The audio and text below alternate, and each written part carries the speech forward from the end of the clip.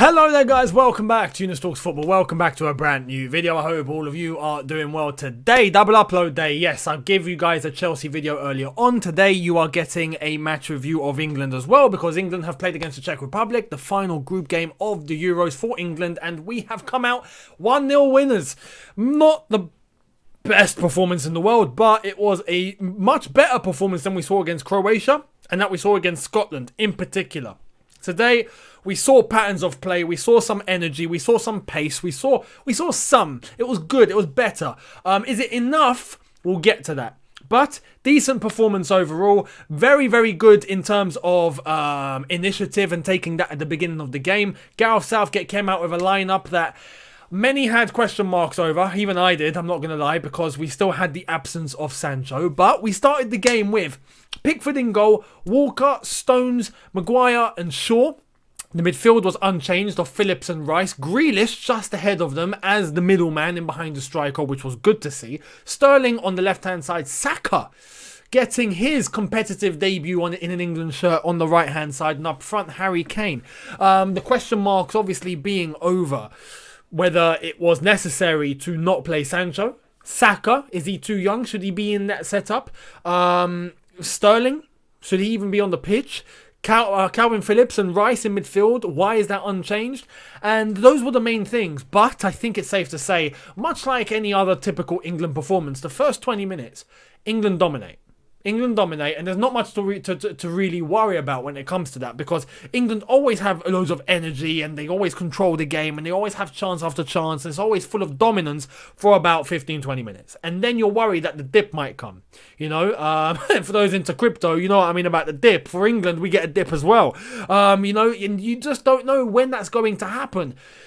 Thankfully, England took initiative and managed to get that first goal in order to take the lead in those first 15 minutes, thanks to a goal from Raheem Sterling. And it's crazy because when you look at the setup and you look at how that goal came about, you got to give all the praise in the world to two men. One in particular though, Saka and Grealish, but Saka mainly. Why? Because he done the one thing that I've been waiting to see us do when we attack.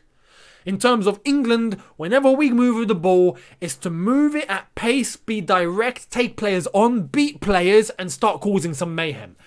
We don't do that. And Saka done that. He won the ball, he went past about 2 or 3 lads, took the risk, used his skill, used his initiative, managed to get the ball to Grealish in a very good area. Grealish pinged it over the box, and Sterling was there in a very good position. Even shout out to Jack Grealish as well for the fantastic cross in. He managed to really pick out exactly where Sterling was going to be, dinked it to him on a plate. There's no way that Sterling or anyone wouldn't have scored that. So you got to give praise where it's due to Saka and to Grealish. And you're looking in terms of after that, yes, the last 15 minutes of the first half, I would say was better than you could say the last 15 minutes of the first half against Scotland or against Croatia. We had a little bit more energy about us, a little bit more confidence, but most importantly, we were moving the ball a little quicker. There were spells there where it was nice to see us play. Finally, we're getting the midfielders involved. We're able to come deep. We're able to play for each other. We're able to get the ball out to the wings and not just pass backwards,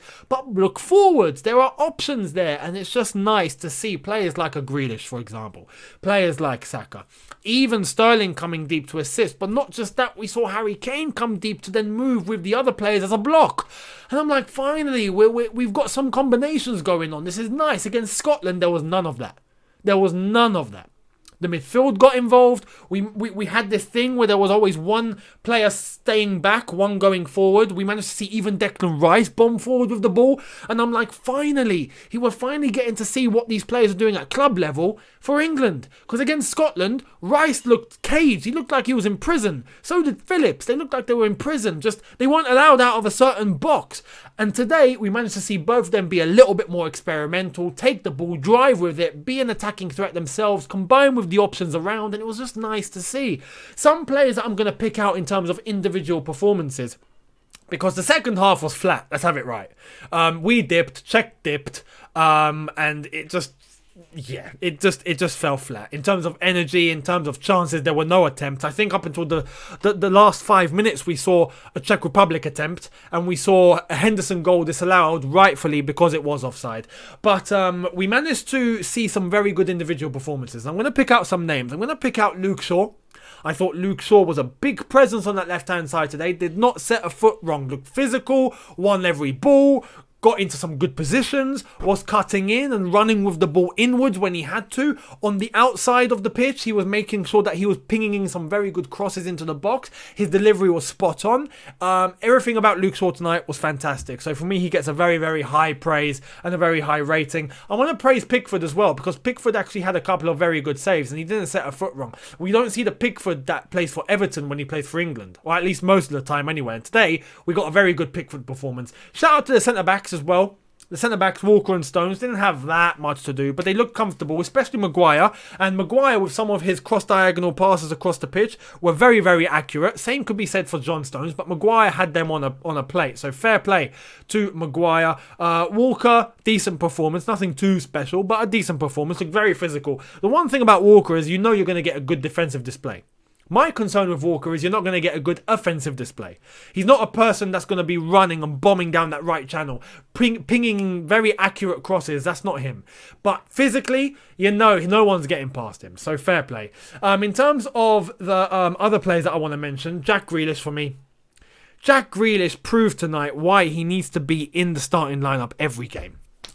Simple. He causes havoc. He causes havoc. Continuous havoc. The man is a bolt of lightning. He's got a football brain. He knows how to move with the ball. He knows how to get in and around plays in tight spaces and create space not just for himself, but opportunities to lay off to other players making a run or other players around him to help create those chances and to help get those assists or those goals. And like we saw with the assist straight to Sterling, but the nuisance that he is in and around the box, you need that.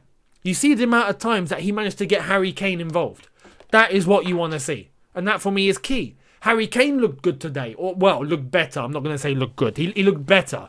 He looked better. He had a couple of chances. He got involved. He had some shots. He was laying off very well. Off of Saka. Off of Sterling. Off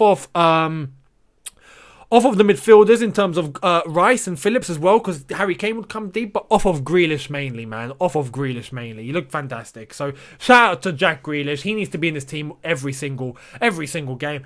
And the biggest shout out for me, man of the match, has to go to Saka. I never thought I'd say that because a lot of people had doubts about him. I had doubts about him. And I wanted to see Sancho on the pitch, who did eventually come on for Saka. And fair play, even though Sancho didn't get that long. He had about 7 minutes plus stoppage time. Looked okay. Can't really judge it, but Sancho does have a place in this team. But Saka, fair play to Saka. He looked direct. He looked brave. He took risks. He held his own. He didn't lose the ball. He was getting into some dangerous positions. He created chances. He was in the build-up for the first goal. He could have had more. Fair play to Saka. Fair play. A nice, bright boy in Saka right there. Not just in terms of what he can do on the ball, but off the ball. His football IQ, you can see his attitude is there. He's not a dirty player. He's clean. He has all the traits, and honestly, fair play to Saka. He gets a lot of game time at Arsenal, and now I can fully understand why. But today, for his international debut at a competitive level, at a competition, man of the match. So honestly, Saka, brilliant. Sterling, some good, some bad moments. You've got to give it to him for the goal, for his positioning. Sometimes he gets in some good areas. He gets into some good pockets of space where he's able to get the ball and link up very well. But the contrary, I always have this issue with Sterling. The amount of times he loses possession. If he does not lose possession the amount of times he does, he's continuously one of the best players on the pitch. But he always loses possession. Needlessly as well, and that's one of my gripes with Sterling, which is why I look to other wingers sometimes and I think, yeah, you know what, maybe he shouldn't be on the pitch, maybe Sancho should play, maybe even Saka, maybe someone else. But he got the goal, and 2 goals in 2 games. I mean, 2 goals in 3 because he played against Scotland, but 2 goals in 2 games with him and today, like he did tonight and like he did against Croatia. You got to give him the praise. You got to give him the credit. So fair play. Rashford came on. Bellingham came on. Bellingham looked good. Bellingham looked good, and this is why I wanted him to start initially. He looked good. He gets himself into some good areas. He's very good in tight spaces. He moves the ball very well. He distributes very well. He's energetic. He always makes a space for himself. He provides himself as an option. He has the technicality and the skill to get past players in deep areas, which opens up chances for England, and this is why I wanted him involved. But today, when he did come on, he had a good half an hour or good 25 minutes roundabout there. Fair play to Bellingham. Rashford came on at the same time. He looked all right. But for me, the praises has to go to, I'd say Luke Shaw, I'd say Saka, and I'd say Grealish. And then an honorary mention for Bellingham, who I think came on and made a big difference. Henderson looked decent. He's come back from injury. I'm not going to cut him. I'm going to cut him some slack and not criticise too much. He actually looked all right for the fact that he hasn't played in a while. So fair play to Henderson. And the midfield, as a result of everyone else, they look good.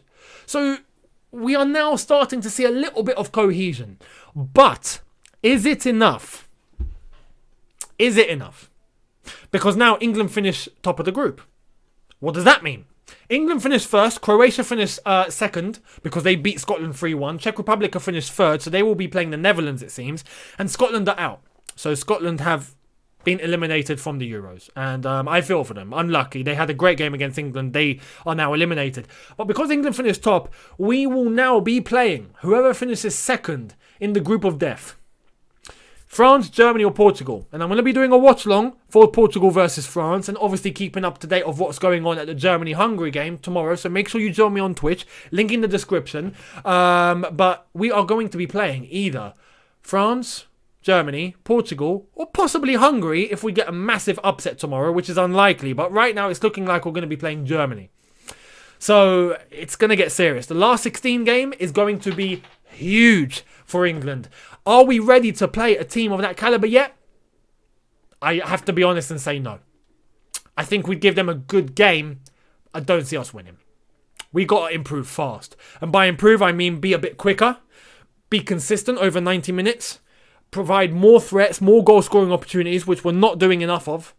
And we've got to be clinical. Simple as that. We've got to put games to bed. And right now, as it stands, when I look at France play, I look at Germany play, I look at some of those teams, and I think, yeah, we're not there yet. We're not there yet. So, look, we can only hope. It's nice that we're in the last 16. It's nice we're going to have a big game, and it's going to prove our worth. If we're good enough, we'll beat them. If we're not, we'll get eliminated, and rightfully so. Simple as that. But let me know what all of you think in the comment section below. How do you feel about today's result? 1-0 against Czech Republic. We topped the group. We go through. And who would you rather face? Would you rather face France, Germany, Portugal, or Hungary? Let me know, because all four are possible in terms of who we could face. So let me know. Thank you all so much for watching. Make sure you are following my Reddit. I've made a Reddit for those of you that follow me religiously. I've made a Reddit, link in the description. Make sure you join the Reddit, join the community, leave some posts for me, make them good, and I will be including them in my videos, my weekly videos, where I will be checking my Reddit with all of you. So thank you all so much for watching. Hit that subscribe button if you are new. Hit that notification bell to be notified once I've uploaded. Smash like button if you've enjoyed, and I'll see all of you tomorrow for a brand new video. Thank you so much for watching. Have a good one. Look after yourselves. Take care and peace.